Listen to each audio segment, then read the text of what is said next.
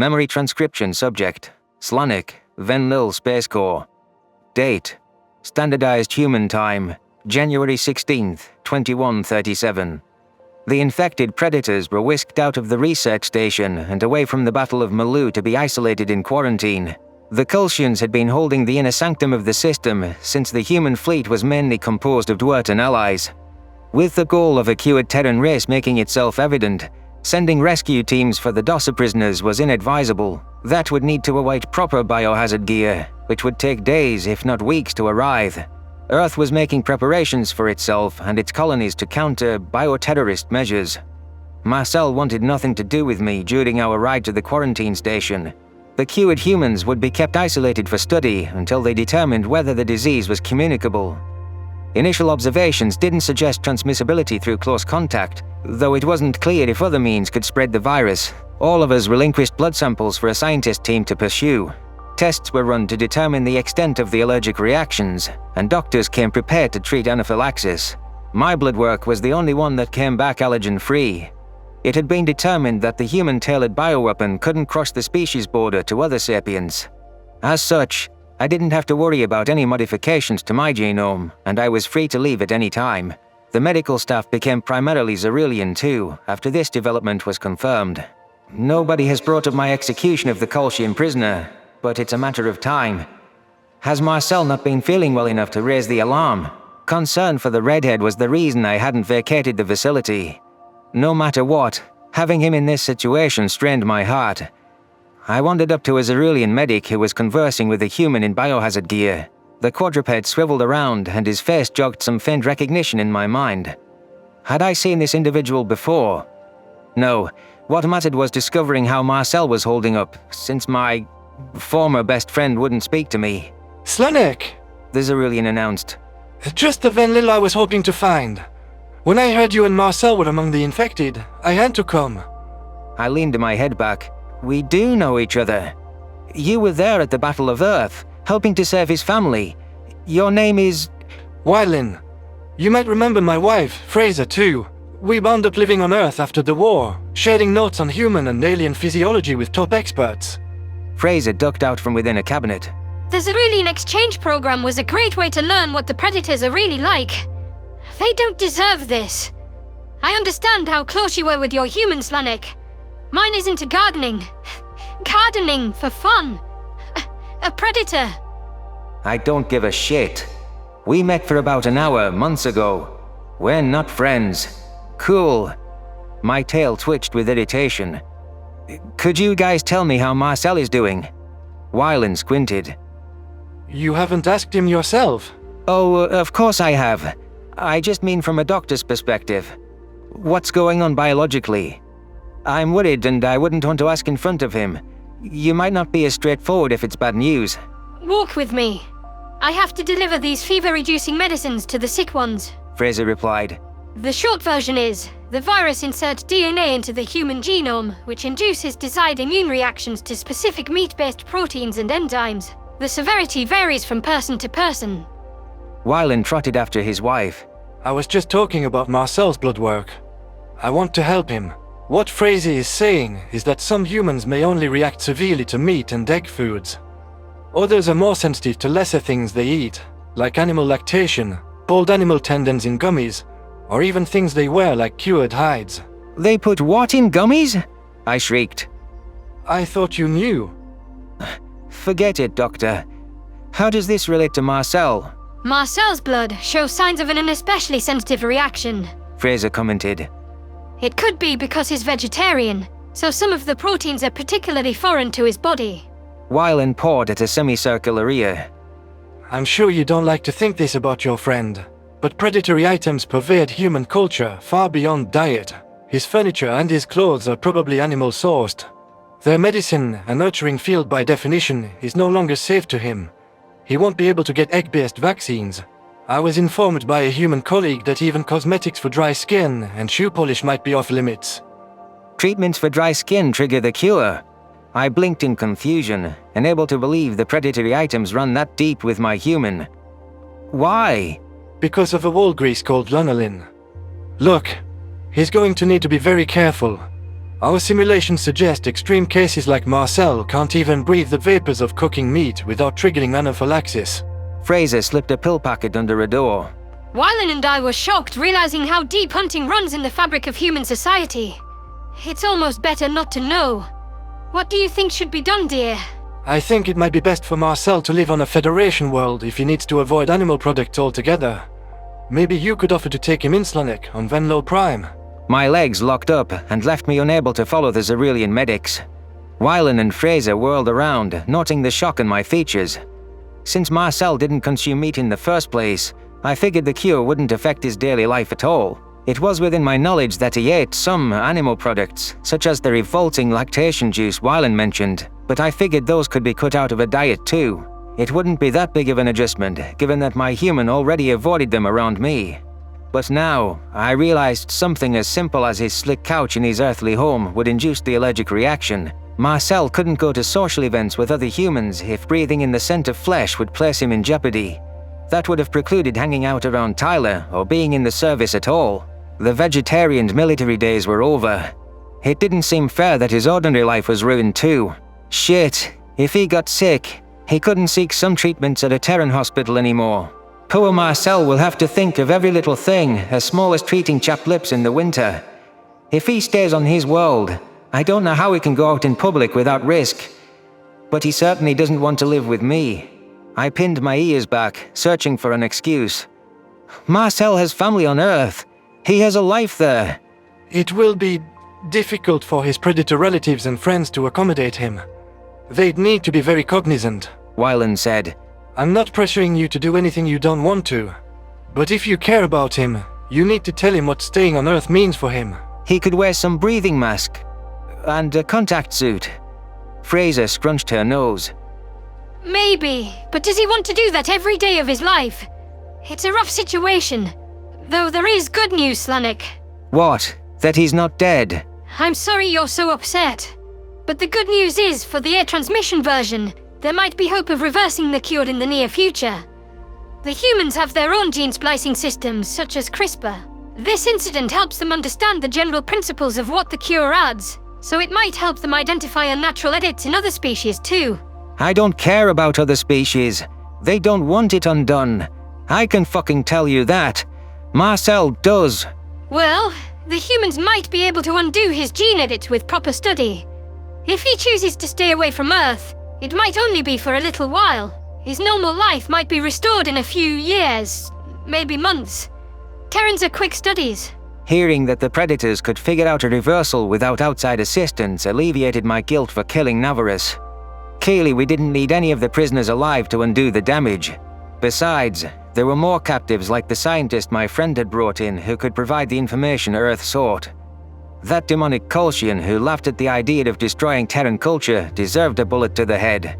Marcel was unreasonable, but other humans might be more rational. Maybe I was fretting over one man's skewed morality. I cheered on what the Xerillian doctors imparted. You qualified the hope of reversing the cure as being for the airborne version. Does that mean the other humans from the research station are incurable? We didn't say that, but the injected serum is much harder to cure, Wylan proclaimed. I think that's why the Kolshians favor that method when given a choice. They transmit the virus directly into the bloodstream, and also inject certain proteins and enzymes into the skin, to spark allergies the old-fashioned way. I see. So they're permanent herbivores. Permanent's a strong word, Slanik. Curing the genetic side would prevent the disease from being passed to offspring at least. Fraser flicked her ears. Besides, I expect you would know as a vegetarian's friend, even if those people are eating grass, humans are still violent predators. The Kolshians succeeded in pissing them off, not gentling them. Right. What makes them human is that they're insane, Wylan remarked. So, my Venlo buddy, are you able to break the news to Marcel for us? He deserves to know right away, and it would be better coming from you, a friend. Well, my throat clammed up with guilt, not wanting to reveal our relationship's dire straits. Selfishly, all I wanted was to see and comfort Marcel during this revelation. I could brainstorm a plan to ease my entry into his room. Yes, I'll tell him. Excellent. Well, his door is right here. I'll leave you to the unpleasantries. My eyes widened with alarm as the Ceruleans pushed me through a plastic isolation flap. It hadn't occurred to me that the conversation's timetable would be accelerated. I hadn't realized we were walking past Marcel's room while I was distracted worrying about him. Wylan and Fraser watched with expectancy, giving encouraging ear flicks. Nausea twirled in my belly as I didn't dare explain what happened between us. My paw issued a tentative knock before I twisted open the sealed door. The red-haired predator stood at me with lethargic eyes, perspiration lining his skin. He shifted on the bed and curled his lip with displeasure. A booming cough racked his body, causing him to fall back against the pillow. A pitcher of water had been nearly drained. He hadn't been able to get up to refill it at the filtration sink. "Hi, Mars," I offered. A low groan came from his mouth. Go away. "Please, let me get you some water. I can't leave you like this." I scudded over to the pitcher, feeling my heart rate hit an all-time high. Chiding myself not to drop the glass and look like more of a fool, I carted it over to the spout. The water filled the jug with the speed of molasses, and my tail swished across the floor with impatience. Temptation overtook me, so I risked a glance at Marcel. The human's face looked puffy. It was clear his immune system was in overdrive. I wished that I could curl up next to him and make him feel better. I miss having such a wonderful friend. Those hazel eyes struggled to stay focused on me, which caused sympathy to tug at my heart. I balanced the full picture with new determination, pressing it to his lips. The rift between us felt palpable as Marcel reluctantly accepted the hydration for his own sake. Even in his discombobulated state, I could see that he hadn't forgotten what I did. Fury was causing him to distance himself from me. I got the sudden feeling my lie had been what pushed him over the edge. "I was asked to tell you something by the Cerulean doctors." I spoke hurriedly while setting the picture down on the table. "Your reaction to the cure is severe. The doctors don't think you should live on Earth for a while. They said you'd be deathly allergic to just smelling meat or touching animal products, like apparently your couch, which I slept on." Marcel didn't speak a word. Even in his listless stupor, his binocular eyes managed to level me with intensity. I noticed a slight lump pass down his throat. He was either swallowing down hurtful thoughts or thirst. The human who'd become the faithful friend my world revolved around just wanted me gone. That stung worse than the prickle of 1,000 thorns, but I was glad we hadn't quarreled again. With legs that felt as heavy as stone, I trudged towards the door. It was impossible not to feel the predator's gaze boring into my spine. His judgment punished me as if he were the aggrieved party in the Navarus execution.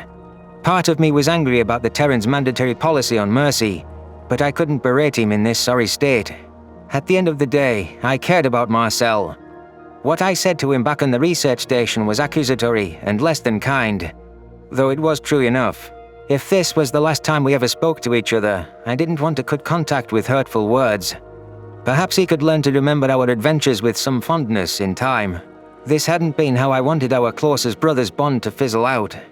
"I'm sorry that they did this to you." I kept my back turned to the human, resting a paw on the door handle.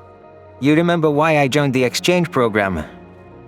"I read your book, Frankenstein, about a monstrosity who only wanted a friend, or acceptance, and was hated and abused by the world, judged for his appearance.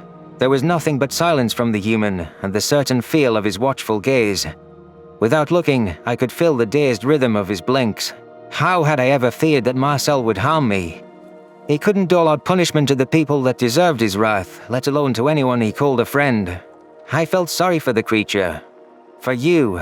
And maybe in some weird corner of my brain, I was curious what it was like to be a monster, I continued. Now, I know that I am one too. Just not one of appearances. Maybe the book was trying to say that the real monsters were the ones who wronged the physical monster. I hope you'll find someone who sees you for what you truly are. Because I can't do it anymore. My paw cracked the door ajar, and I slumped my shoulders in the entryway. This went against everything that my heart desired, pulling away from the only person I thought I truly knew. The reality was that I had changed too much. Marcel didn't sign up to be partners with someone he saw as a monster. If I could go back to how things used to be between us, I would. Now, I had nobody to turn to. A faint growl rumbled behind me. That whole plot you saw was bogus. The real ending of that book, Not the censored one the UN doctored up. Do you know what it is? My head whipped around. What? You changed it? Of course we did. It's a vengeful story, not one where Frankenstein's monster is innocent and lives alone with another of his kind. The real tale? Suffering immensely from rejection, the creature strives to take everything from his creator that he ever loved. After the death of his maker occurs, the wretch commits to end his own life of unhappiness in turn. That's... My blood ran cold as I tried to decipher what lesson such a story could tell. That was in stark contrast to a story that garnered sympathy from the viewers. It proved the point that the monster was a monster. I don't understand. Humans changed it because we wanted you to take the message that we could be friends. We weren't trying to vow vengeance for our rejection then. But maybe we should have left the message that there are consequences for such inhumane and callous treatment of a monster. It's fitting in hindsight. That doesn't sound like something you would say, Mars. I took one hesitant step back toward the Terran and noticed that he had diverted his eyes. You never want consequences. Fuck! You think I don't want the bastards to pay for all of these horrible things? I have suffered plenty too. You seem to forget. Then why? Why do you let every bad person we come across get away with everything? I don't. Read the book and maybe you'll understand. Here. I've had a copy in Venlil script on me ever since I knew you liked it. I wasn't sure about giving it to you, but now I am. The human rummaged through a satchel near his bedside and weakly held it out with a hand. I inched closer, pulling it from his slender fingers. There's also a lesson for the monster in there. In his revenge, the monster damned himself too. I know from Sovlin that that was almost me. I lied to you. Can we No. Come back when you've finished the book, and then we'll talk. I need to rest and process my family's future. My tail flicked in a gesture of acceptance, and I plodded out of his quarters with a lighter heart. Marcel didn't sound as angry. His voice was choked with tiredness, but his hatred had evaporated. Perhaps the human didn't have the energy to project his grudge, though I wasn't going to complain if that was the reason. It must be a lot for him to reckon with, learning how the cure would wreck his entire life. He still hadn't complained or exploded with emotion. I have no idea how he really feels, but I guess I've started to assume he doesn't experience hate. He's just always so moral. My claw traced the cover of the real Frankenstein, wondering how it could apply to my own feelings of monstrousness.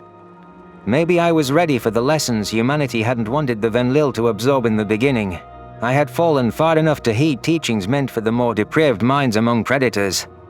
Regardless, I was curious to see what the full narrative held in its pages.